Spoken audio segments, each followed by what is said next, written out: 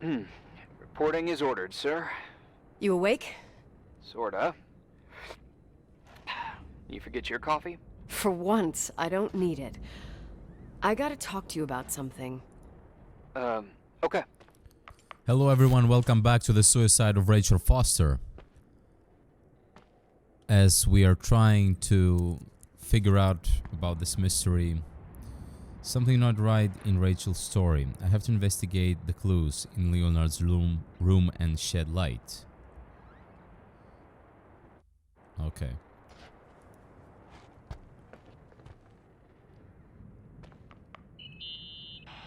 Here I am. You didn't tell me you knew Leonard.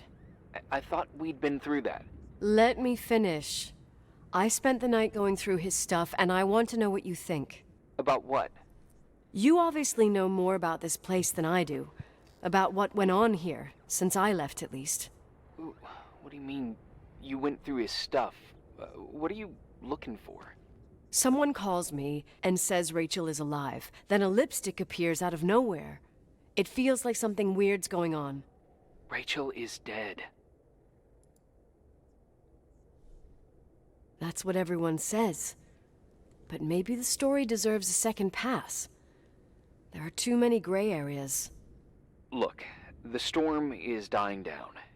You'll be able to leave soon and go back to your life. And you can forget about the whole thing, like you did 10 years ago. What do you care about this old business?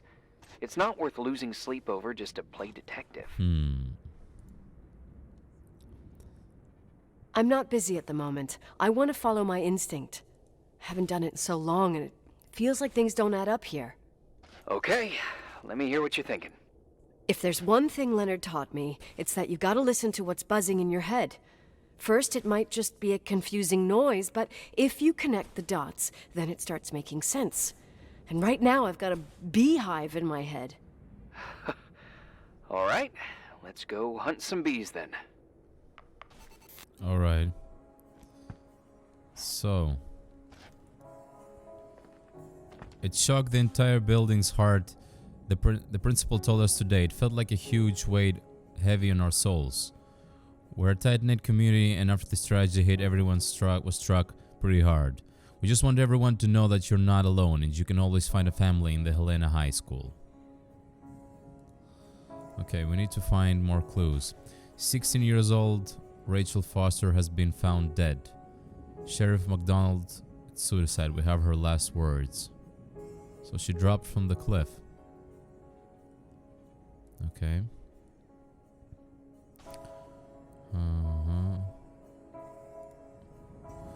The strangest gossip of the month.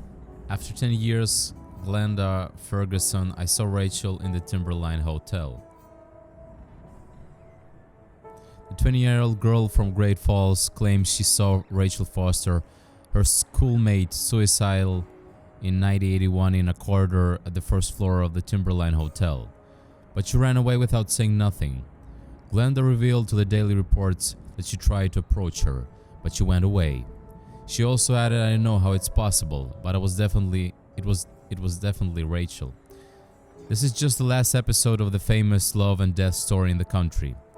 Rachel committed suicide after her affair with Leonard McGrath, 30 years older than the teenager, was exposed to the public.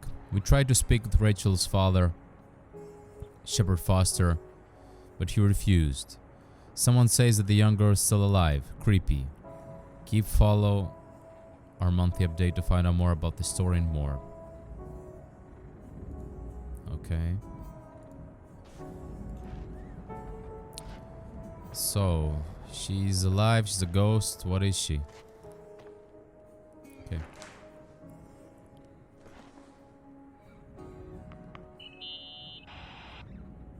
Let's do some questions. In this article from a couple years back, there's a statement by some girl who affirms she saw Rachel in a hallway at the Timberline. Who's this girl? A classmate, Glenda Ferguson. I tore out the page. I think the magazine was MT Woman. Nicole, that's a gossip magazine. They would sell their mother, even their cousins and nephews, just for a bunch of new readers. This guy is hiding something. But she was a classmate. She couldn't have been wrong. Rachel fell 90 feet into a void. She can't be alive. I thought I was the skeptical one here.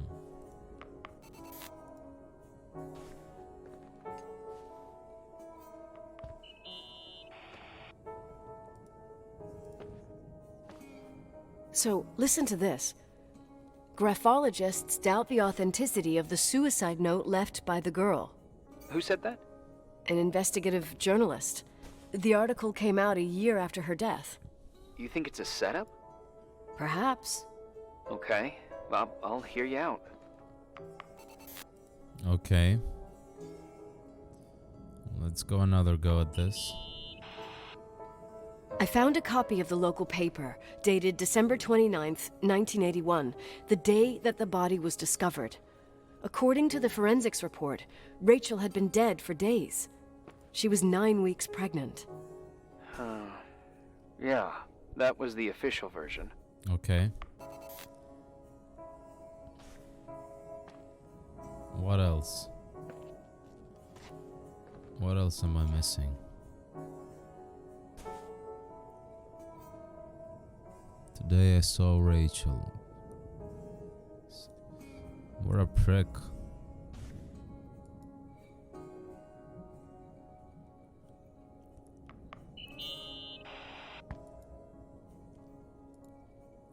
You know, I can't stop thinking about Rachel's father. Reverend Foster. He was a very strict man. Harsh, even for pastor standards. He and Leonard spent hours debating the nature of reality, the universe, and God. Well, opposites often attract. Do you ever see him? Rarely. He gives a service once in a while. Back in the day, I thought he was a kind of reptilian with a human skin suit. His daughter's death destroyed his ego. His faith made him even more cynical and lonely than he already was. I can remember him demanding total perfection from Rachel. That was insane. You don't think he could have harmed his daughter? Hey, no. But even Reverend Foster is a player we shouldn't underestimate in this story. Just saying.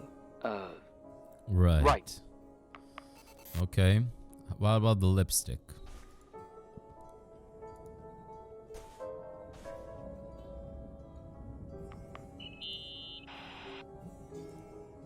Remember the lipstick I found downstairs?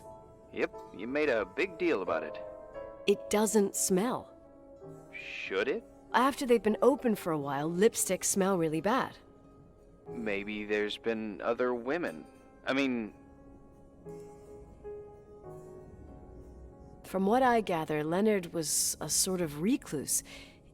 And don't forget, the lipstick is really old. Could the cold have preserved it? Possibly. Anything else? The book.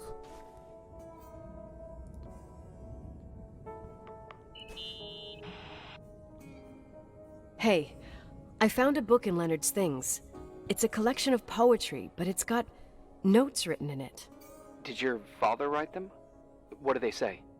Dates, notes, thoughts. Listen to this. Today I saw Rachel. Or Rachel is sad. Or Rachel says she feels alone. He kept a diary about her. But the book was printed 8 years after Rachel's death.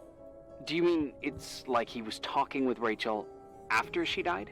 As if he saw her. Well, I mean, there must be an explanation. Of course, there's an explanation for everything, and we've got to find it. Okay, I'd say that's enough. Yeah, that's enough for tonight. Today, or what the hell time is it? You think there's a lot to dig up in this old story? You'll have to get out of this phone thing and drag me into town. You don't need my approval. Good job. You're getting the hang of it. But sometimes it's better to leave the skeletons in the closet. Once they come out, you never know what they'll have to say. It's a risk I already considered. I can handle it. Hard-headed like your father. Trust me, at least on this one thing. Go to bed. You need it. Agent Crawford, this bit of advice. I'll follow it to the T. Okay. What's this? Uh-oh. What was that? Anyway, we're gonna find out about that in the next video. So, thank you for watching. Gonna see you in the next day.